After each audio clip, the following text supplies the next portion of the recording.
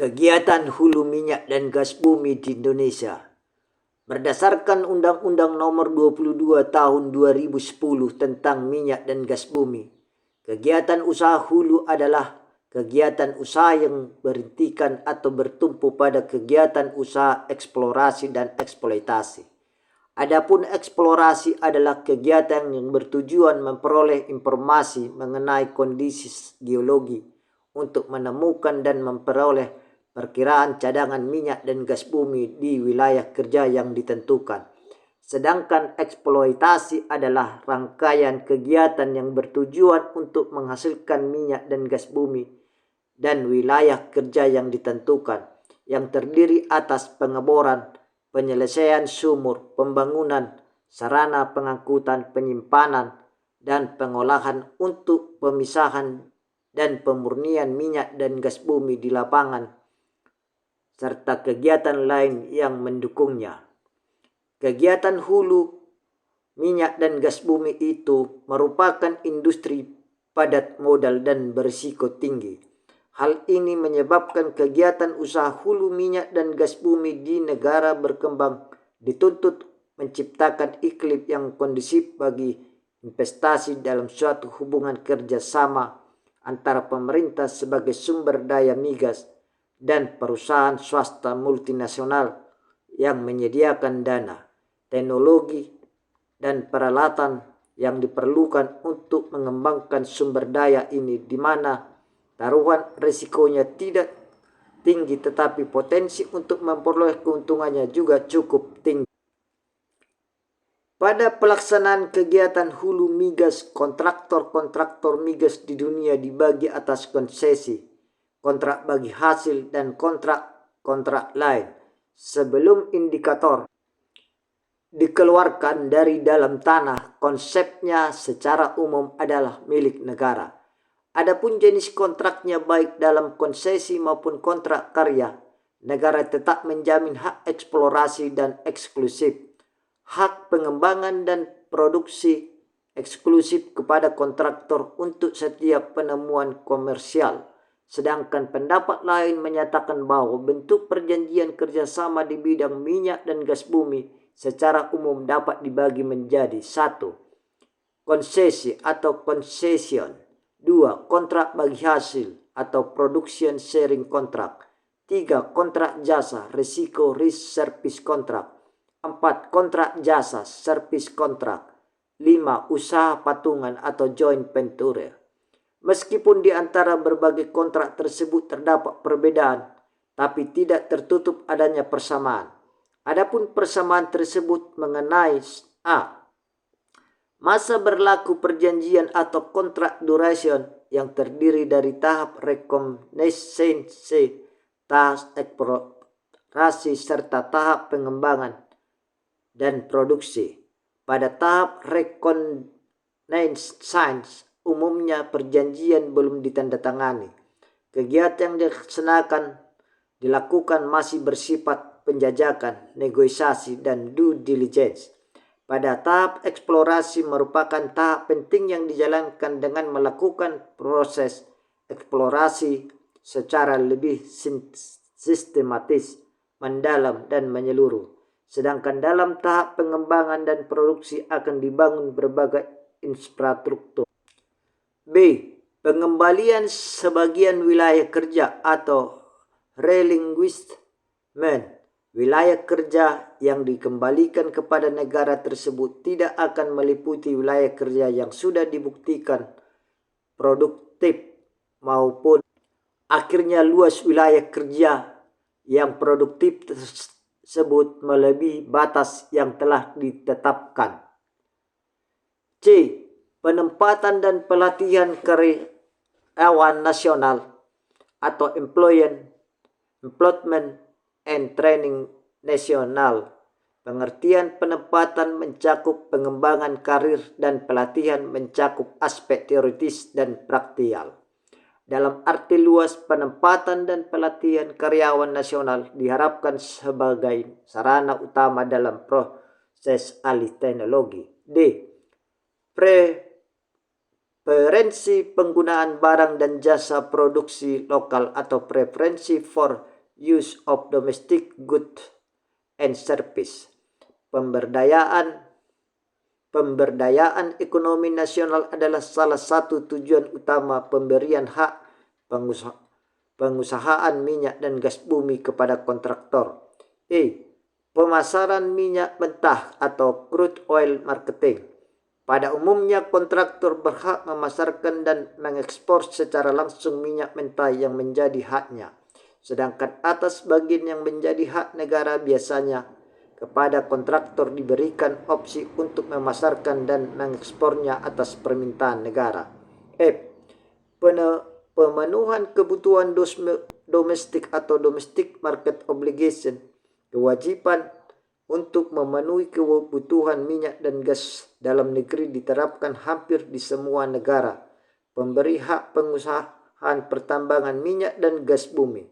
Pada prakteknya biasanya kewajiban ini dibagi rata di antara kontraktor-kontraktor yang beroperasi tersebut berdasarkan perbandingan hasil produksi di antara mereka.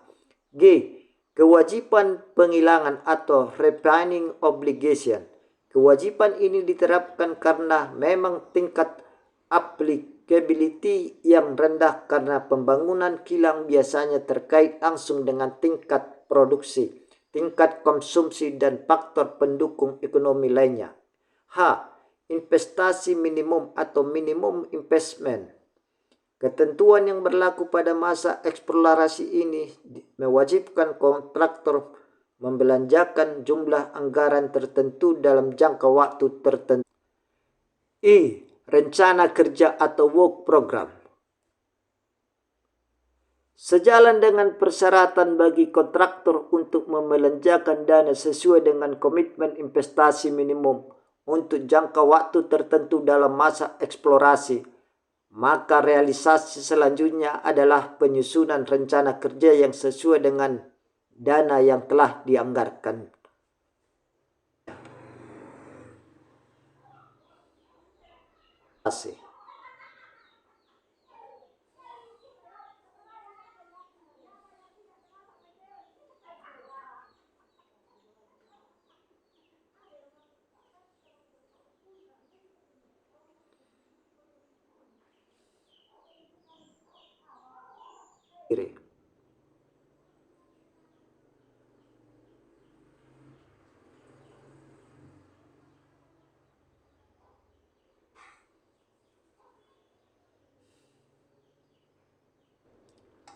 Adapun faktor yang menjadi pertimbangan dalam membuat atau memilih kontrak antara lain adalah 1. Risiko dan pendanaan atau risk and financing.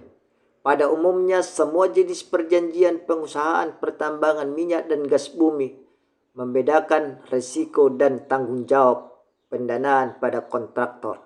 Dari sudut pandang negara, adalah hal yang wajar apabila pemerintah tidak menanggung risiko eksplorasi karena pemberian hak kuasa pertambangan kepada kontraktor sama dengan pemberian kewenangan kepada kontraktor untuk melakukan kegiatan yang berhubungan dengan minyak dan gas bumi. 2. Pengembalian modal dan keuntungan atau ekonomi return of profit. Dengan adanya keberhasilan di tahap eksplorasi selanjutnya diikuti dengan tahap pengembangan dan produksi. Kontraktor mengharapkan akan segera dapat mengembalikan biaya yang dikeluarkan dan selanjutnya mengambil keuntungan dalam bentuk tunai atau minyak dan gas bumi. 3. Pengusahaan manajemen atau manajemen kontrol. Pengusahaan manajemen diartikan sebagai sejauh mana pengaruh dan kewenangan yang diberikan kepada kontraktor dalam mengatur sendiri operasi pertambangan minyak dan gas bumi secara keseluruhan yang meliputi aspek pengaturan jadwal eksplorasi, perencanaan produksi, dan kewenangan pengembalian keputusan dalam operasi rutin. 4. Pembagian hasil produksi atau division of production. Pembagian hasil produksi merupakan faktor pembedaan utama di antara berbagai bentuk perjanjian dalam minyak dan gas bumi, terutama jika dikaitkan dengan kepemilikan dari hasil produksi. prinsip pembagian hasil produksi merupakan turunan dari prinsip kepemilikan sumber daya mineral. Tinjauan umum kontrak bagi hasil. Kontrak bagi hasil merupakan model yang dikembangkan dari konsep perjanjian bagi hasil yang dikenal dalam hukum adat Indonesia. Konsep perjanjian bagi hasil yang dikenal dalam hukum adat tersebut telah dikodifikasikan dalam Undang-Undang Nomor 2 Tahun 1960. Menurut adat tersebut telah dikodifikasikan dalam Undang-Undang Nomor 2 Tahun 1960. Menurut undang-undang tersebut, pengertian perjanjian bagi hasil adalah perjanjian dengan nama apapun juga yang diadakan antara pemilik pada suatu pihak dan seorang atau badan hukum pada lain pihak berdasarkan pada perjanjian mana diperkenankan oleh pemilik tersebut untuk menyelenggarakan usaha pertanian di atas tanah pemilik dengan pembagian hasil antara kedua belah pihak. Konsep inilah yang kemudian dikembangkan menjadi kontrak bagi hasil untuk usaha hulu, minyak dan gas bumi.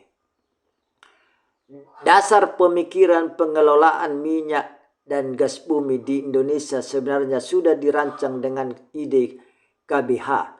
Pencetus ide KBH ini adalah Bung Karno yang terilhami oleh praktek pengelolaan pertanian di Jawa. Banyak petani di Jawa khususnya adalah bukan pemilik sawah. Petani mendapatkan penghasilan dari bagi hasil yang mana pengelolaan ada di tangan pemilik sawah. Pada tahun 1970, Ibnu Sutowo menyatakan bahwa yang dibagi dalam kontrak bagi hasil minyak dan gas bumi adalah minyak in kind, bukan uangnya. Pada masa awal pelaksanaan kontrak bagi hasil, kedudukan Pertamina dan kontraktor adalah sama. Kontraktor dianggap sebagai mitra usaha. Dalam perkembangannya, kedudukan Pertamina bergeser menjadi pihak yang memiliki determining vote. Setelah berlakunya Undang-Undang Nomor 22 Tahun 2001, tugas dan wewenang Pertamina dialihkan kepada BP Migas. Dalam naskah standar kontrak bagi hasil, BP Migas bertanggung jawab atas manajemen operasi dan kontraktor bertanggung jawab atas pelaksanaan operasi menurut ketentuan dalam kontrak, dan oleh karena itu kegiatan operasi perminyakan dalam wilayah kerja tersebut, kontraktor bertanggung jawab mempersiapkan dan melaksanakan rencana kerja yang harus dilakukan dengan cakap dan menggunakan metode keilmuan yang tepat. Di lain pihak, BP Migas wajib untuk membantu dan melakukan konsultasi dengan kontraktor sehubungan dengan tanggung jawab kontraktor atas rencana kerja. Secara hukum, kontrak bagi hasil diartikan sebagai suatu bentuk kontrak kerjasama dalam kegiatan usaha hulu minyak dan gas bumi berdasarkan pada prinsip pembagian hasil produksi. KBH didefinisikan lebih lanjut sebagai perjanjian atau kontrak yang dibuat di antara badan pelaksana dengan badan usaha dan strip atau badan usaha tetap untuk melakukan kegiatan eksplorasi dan eksploitasi di bidang minyak dan gas bumi dengan prinsip bagi hasil. Kontrak Pertamina dengan HAPCO pada awal masa diberlakukannya kontrak bagi hasil merupakan bentuk paling awal di mana tidak dikenal adanya pembayaran bonus penandatanganan kontrak oleh kontraktor. Tidak ada ketentuan tentang Domestic Market Obligation atau DMO, dan juga tidak ada penetapan tentang Indonesian Participation. Setelah itu dilakukan beberapa negosiasi ulang yang dilakukan oleh pemerintah dengan kontraktor. Misalnya pada tahun 1975, yang mana pemerintah beranggapan dengan naiknya harga minyak, pihak kontraktor akan mendapat keuntungan yang sangat tinggi, dan sebagai imbalan pemerintah mengharuskan kontraktor untuk menyerahkan DMO. Indonesia memperkenalkan konsep bagi hasil atau KBH itu sendiri pada pertengahan tahun 1960. Konsep KBH ini kemudian diikuti oleh negara berkembang lainnya karena dinilai memberikan manfaat bagi pemerintah dan rakyat Indonesia. Pada awalnya terdapat 5 prinsip pokok dari kontrak bagi hasil, yaitu: 1. Negara memegang manajemen kontrol atau manajemen operasi sebelum berlakunya Undang-Undang Nomor 22 Tahun 2001 tentang migas. Hal ini merupakan cara untuk menerapkan sepenuhnya pemilikan minyak oleh negara. 2. Kontrak harus didasarkan atas pembagian hasil, bukan pembagian keuntungan. Hal ini merupakan suatu kebijaksanaan yang diambil oleh pemerintah Indonesia. 3. Kontraktor harus menanggung risiko sebelum produksi, dan apabila minyak ditemukan, dapat dilakukan kompensasi atau cost recovery dengan persyaratan bahwa sudah pada tahap eksploitasi. Biaya yang diperhitungkan dibatasi sampai maksimum 60% dari produksi minyak setahunnya. 4.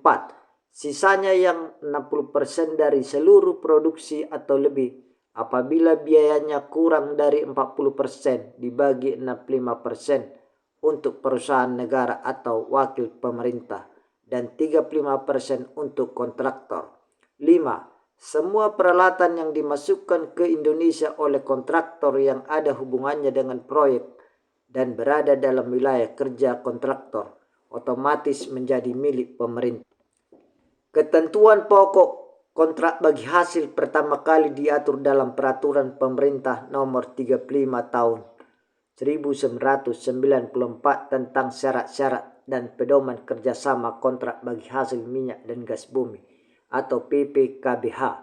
Persyaratan ini kemudian diperbarui Pemerintah Nomor 35 Tahun 2004, di mana ditetapkan bahwa kontrak kerjasama yang salah satunya adalah KBH wajib memuat ketentuan sebagai berikut. 1. Penerimaan negara. 2. Wilayah kerja dan pengembaliannya. 3. Kewajiban kontraktor untuk mengeluarkan dana